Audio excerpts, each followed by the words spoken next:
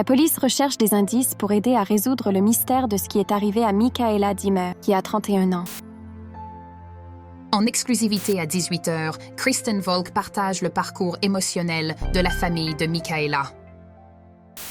Oui, en effet, Michaela a été vue pour la dernière fois près du zoo de Cleveland.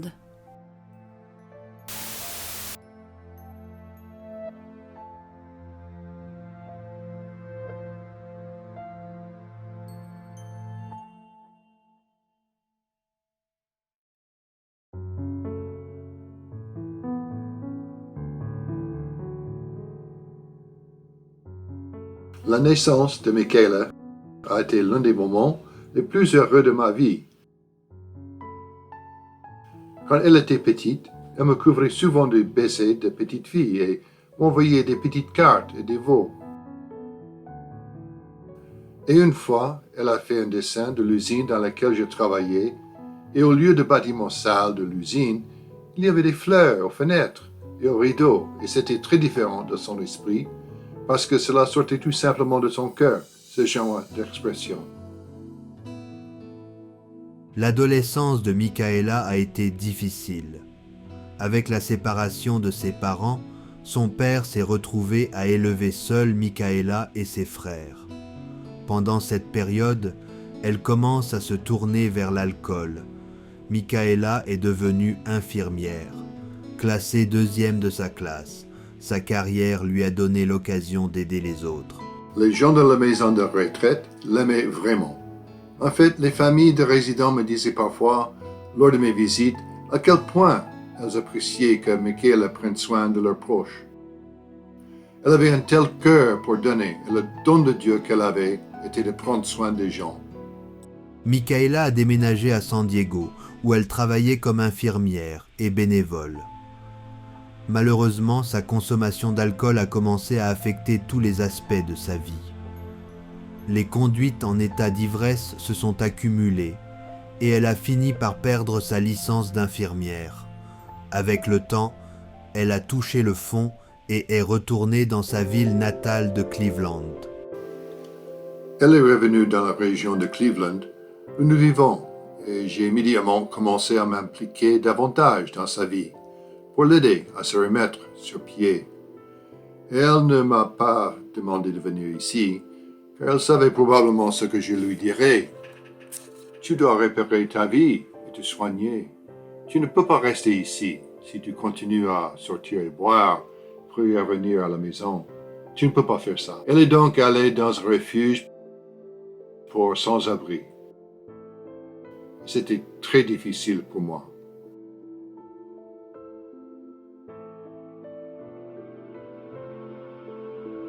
Je l'ai serré dans mes bras pour lui dire au revoir. Et le soir même, en fait, peu de temps après, je pense que c'était avant même que j'arrive à la maison, elle m'a envoyé un texto pour me dire qu'elle allait me rendre fier. Au refuge pour sans-abri, Michaela a rencontré d'autres qui essayaient de remettre leur vie sur pied. Elle a trouvé un travail de nettoyage au stade. Son père avait l'espoir que ce serait la première de nombreuses étapes pour remettre sa vie sur le bon chemin. Elle et moi restions en contact par texto. Elle me disait qu'elle allait faire préparer son CV. Elle me disait, en gros, qu'elle essayait de recommencer sa vie. Je lui ai répondu par texto, « C'est bien. Je suis heureux que tu essaies. » Je n'ai fait que lui répondre positivement. Nous avions toujours beaucoup de signes affectueux dans nos textos, des câlins et des bisous. Bien qu'optimiste, le père de Michaela était toujours très inquiet pour sa fille. Je me souviens avoir prié. Je tiens un journal de mes prières et j'ai mis sur papier mes pensées concernant cette expérience. Beaucoup de mes pensées aujourd'hui vont à ma fille. Elle est hébergée dans un refuge pour sans-abri, du moins c'est ce qu'il semble, et a travaillé quelques heures ces derniers jours. Son travail consiste à ramasser les ordures au Progressive Field. Après les matchs de l'équipe des Indiens, elle m'informe qu'un bus la transporte elle et d'autres sans-abri, du refuge au terrain. Comment ce cauchemar pourrait-il empirer, ô Dieu? Je plains ma pauvre fille, mais je ne peux guère l'aider si la cour est plus important pour elle que de se débarrasser de sa dépendance. Père, je sais que tu entends mes prières pour elle. Veille sur ma petite chérie et attire-la vers toi.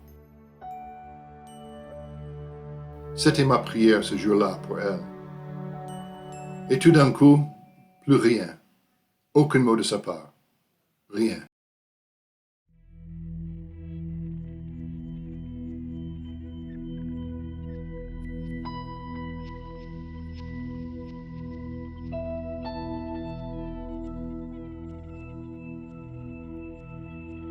Et j'ai commencé à la chercher. Personne ne l'avait vue. J'ai continué à prier pendant cette période, alors que nous avons tous réalisé que quelque chose de grave s'était produit, quelque chose de terrible.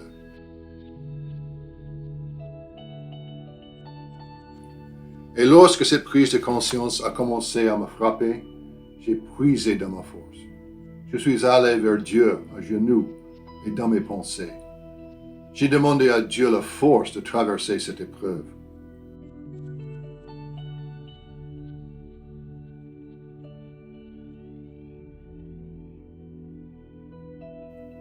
Et le matin où elle a disparu, j'ai écrit ces mots dans mon journal intime.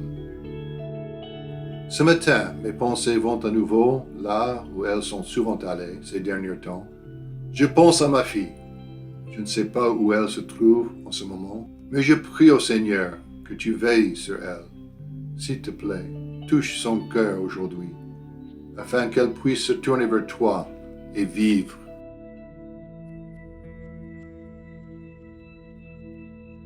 Après 4 longs jours de silence, Andy a signalé la disparition de sa fille. Il appelle ses amis et parcourt les rues.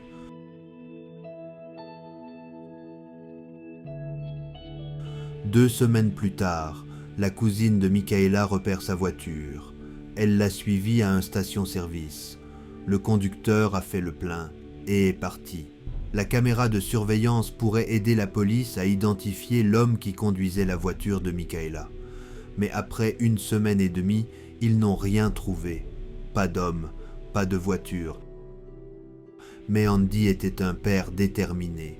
Il s'est rendu à la station-service et a demandé à visionner les vidéos lui-même. Ils ont remarqué que l'heure sur la vidéo était décalée d'1 heure. Andy a immédiatement cherché et il était là, la voiture, l'homme, juste là, sur la caméra. Je ne savais pas quoi penser. Je ne savais pas pourquoi cet homme, sur cette vidéo, conduisait la voiture de ma fille.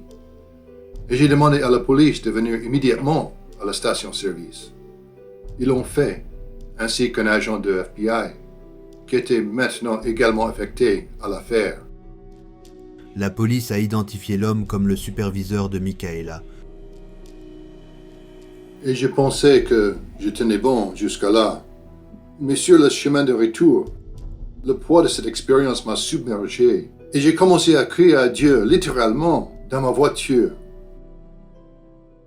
Alors que je conduisais, en disant à Dieu que cela devait se terminer.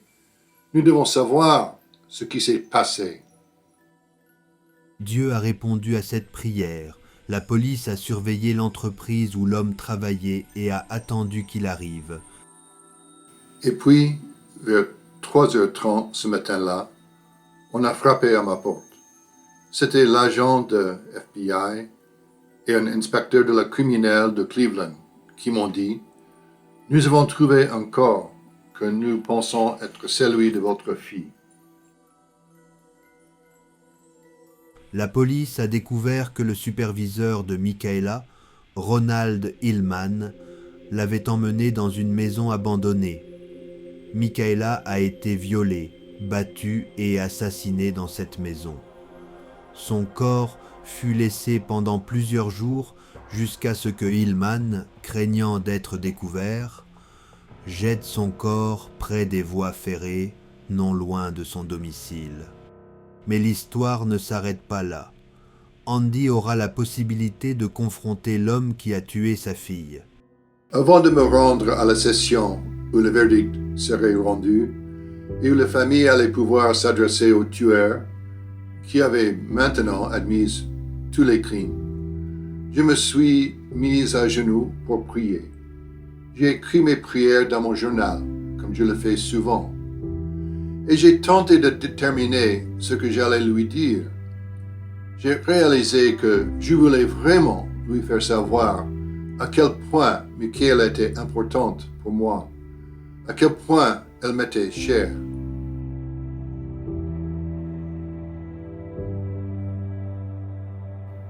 Puis, j'ai dit à M. Hillman, « Je vous parle très sévèrement maintenant, mais je ne vous déteste pas.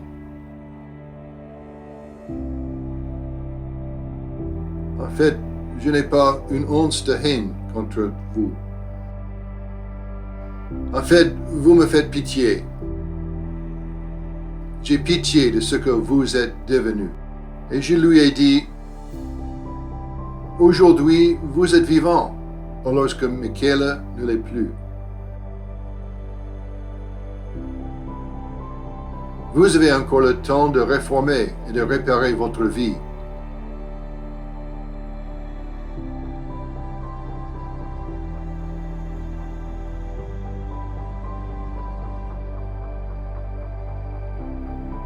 Quand je lui ai dit ça, M. Hillman s'est mis à sangloter. C'était un homme brisé, complètement brisé.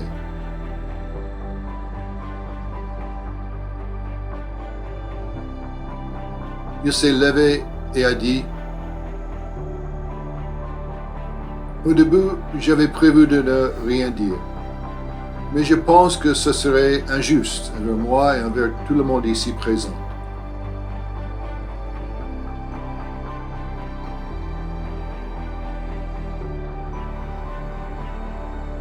Il ajouta, « J'ai assumé la responsabilité de ce que j'ai fait et je mérite la punition que je reçois. Je crois que la seule chose qui me reste à dire est que Michaela repose en paix. » Andy savait d'où venait cette force, et il sait que c'est Dieu qui lui a donné le courage de traverser l'audience présente ce jour-là.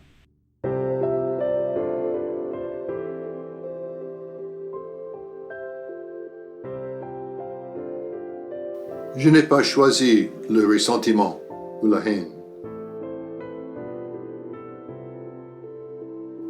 J'ai réalisé que cela n'aurait servi à rien. Dieu jugera. En choisissant le pardon, nous faisons ce que Dieu souhaite, car il voit le potentiel de chacun. Il a donné à chacun la possibilité d'avoir un jour la vie éternelle. Ce que je dirais, c'est que le fait de garder en vous de la rancune, de la haine et du ressentiment est un fardeau trop lourd à porter, beaucoup trop lourd. Laissez Dieu s'en occuper et continuez à vivre.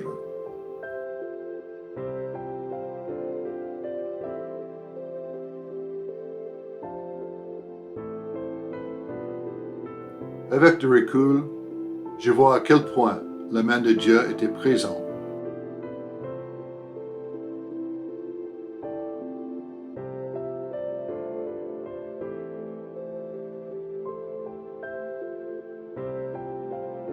Il est incroyable de voir à quel point Dieu est proche de nous, même dans nos heures les plus sombres, à quel point il est proche.